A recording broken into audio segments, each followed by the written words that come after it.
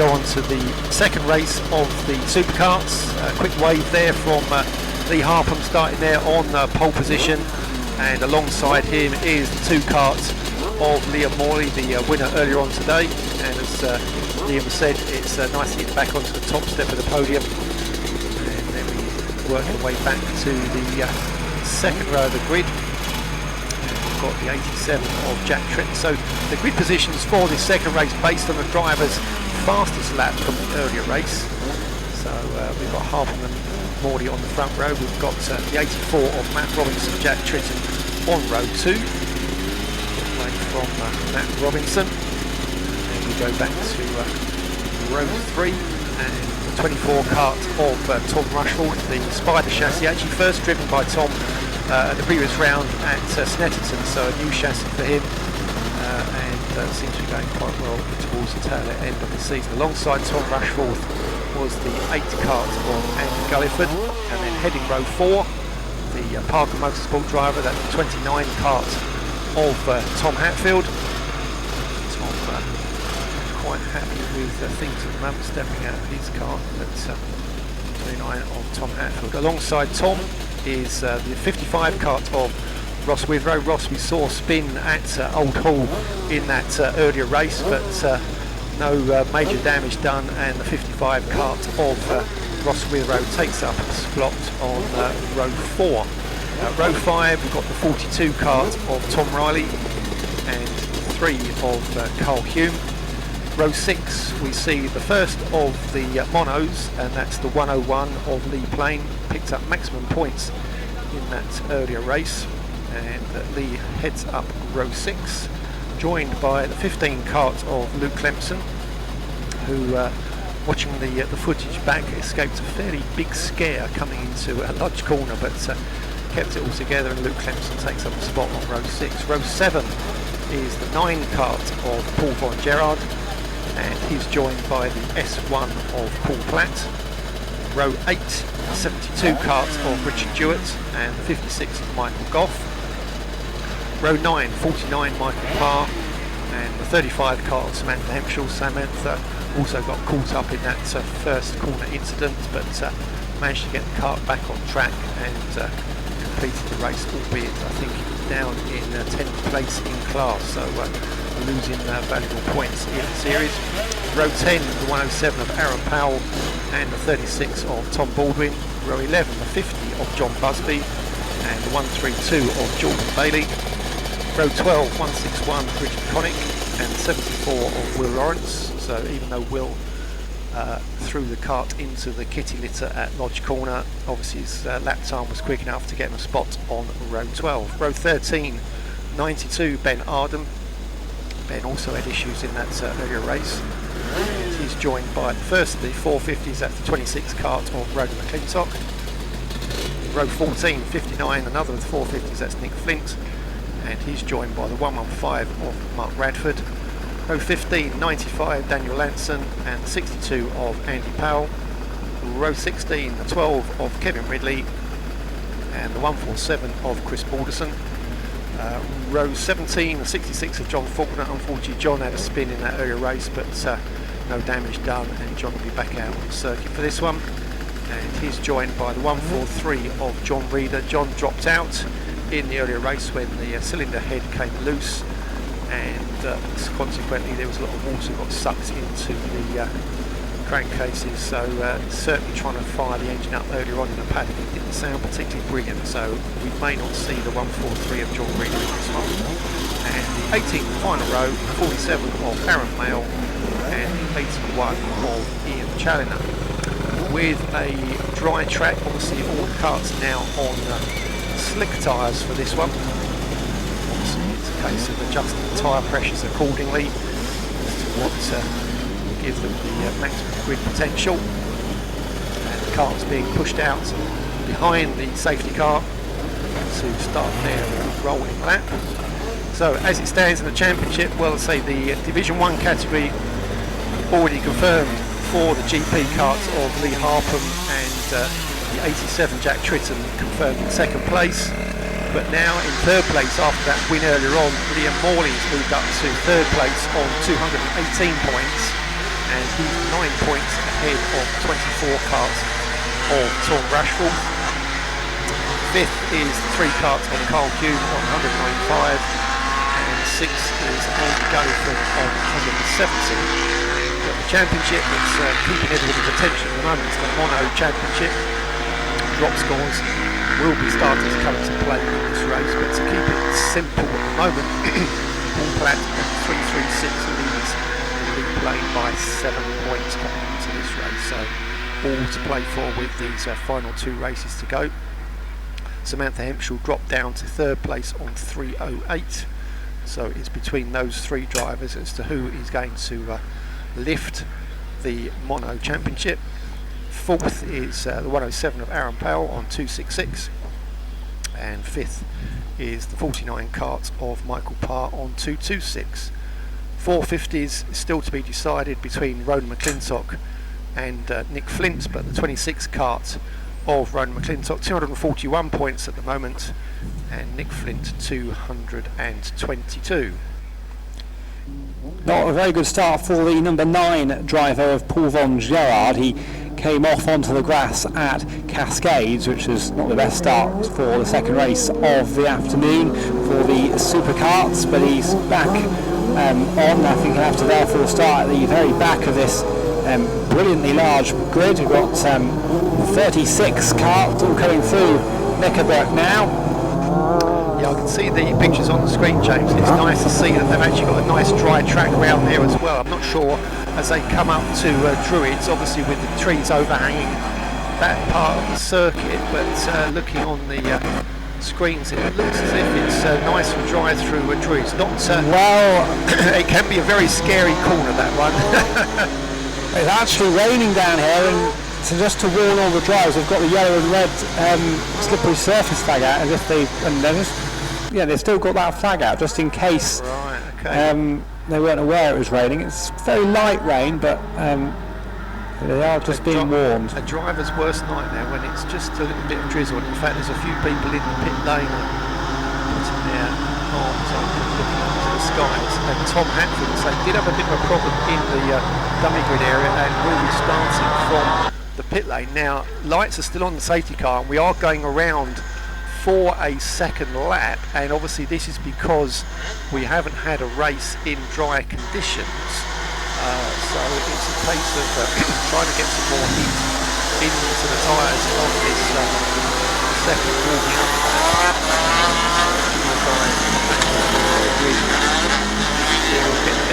Thinking the race is underway, and a little bit of confusion and contact, I think, as they go down the avenue. So a few of the drivers thinking the race was already underway, and you might find, if you can see from your commentary box, James, there might be a couple of karts that might have just dropped off onto the grass on the way down through Cascades. I think I'm glad to say that all the karts have actually made it through Cascades, which is brilliant news.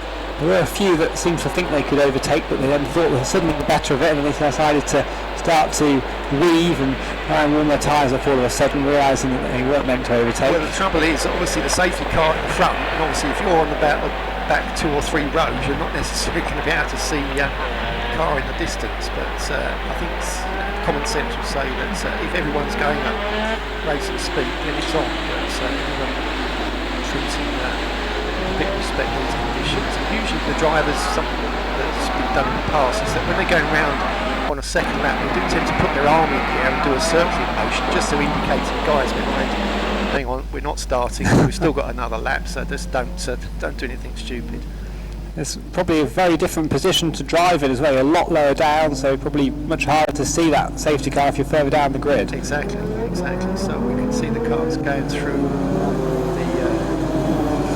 section now. Andy going for the 8 karts, had a couple of issues at Snetterton with some pump failure, but Andy, a driver to look out for starting there on the 3rd row of the grid. Now they've all got rain lights on, I can see, as they head up Clay Hill. Normally the rain lights would indicate if you were running on wet tyres, but perhaps it's been advisory by the scrutineers that because the conditions are shall we say changeable, that's for safety's sake to put your red light is on at the start line gantry. And it's dry Knickerbrook at the moment. So the safety car and the pack will appear at Lodge Corner fairly soon. Lights have gone off the safety car as he brings them into Lodge Corner, so we will be going from start this time around. It's another 12-minute race, so we'll be looking for 7 laps. Wheels off, that's the job of the GP cars. Slow first gear rolling to bring them up to the line here alongside the 2 cars.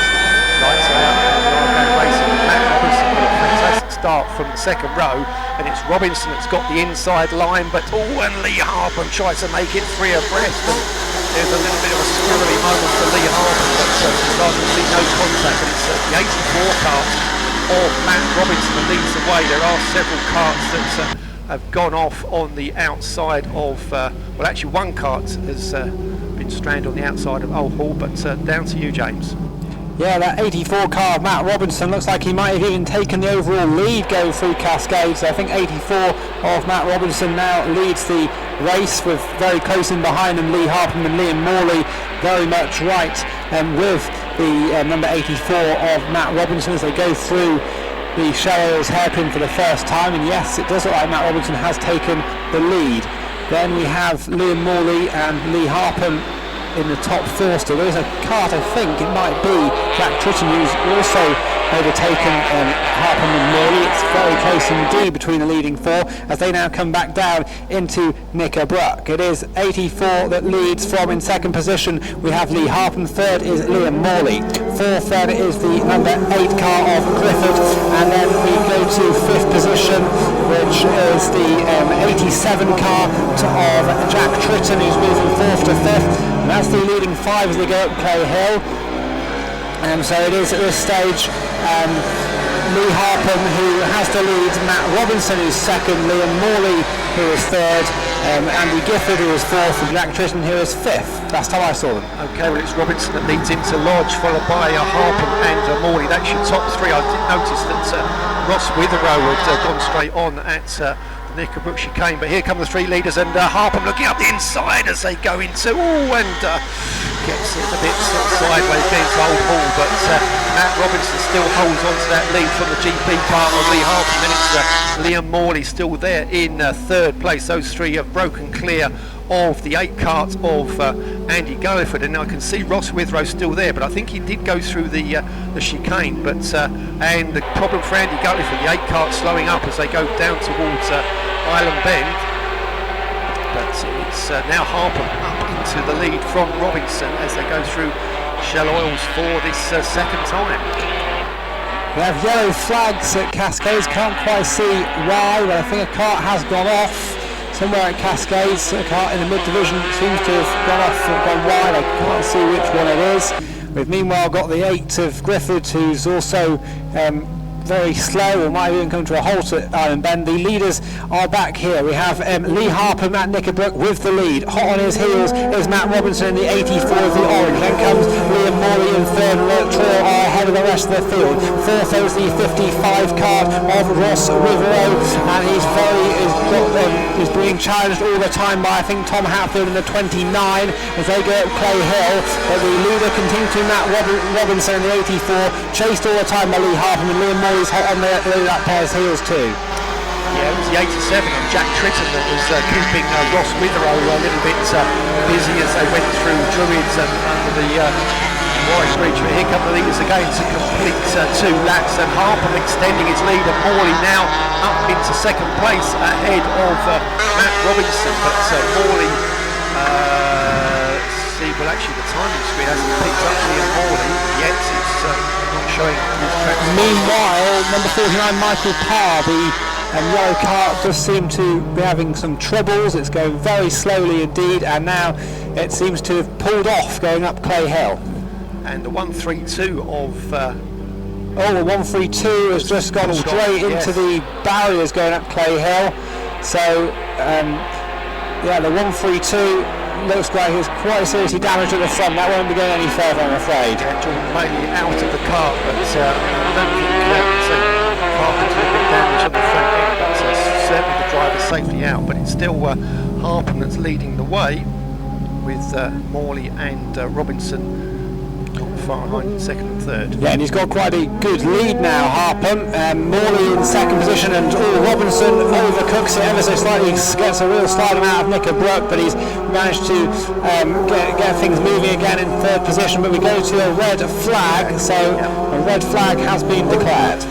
Yeah, I think that's because of the dangerous position of the 132 car of Jordan Bailey as they go up Clay Hill, so the race will be nullified. Now obviously the officials would try and run it under a safety car if possible, but with karts in a dangerous position, and I think I did see Jordan Bailey get out of the car, but he was certainly limping as he stepped away to try and get to the tyre wall. But medical car now out on the circuit, and the karts will come back into pit lane, so hopefully with 7 minutes 20 left on the clock, the karts will come into pit lane, and hopefully we'll get a restart once everything has been cleared up and we are safe to go racing.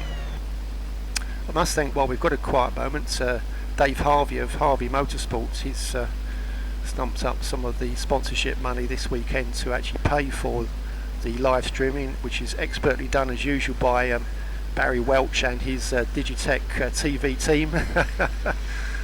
So Superkarts, always good to see them get some coverage. It will be on the British Superkarts, and I think actually it's been called, yep, so the race result has been called at that 3 laps or 2 laps, so that's come up on my screen, James, is the Clio Cup going out ready for race 11, so that's going to be a reduced race,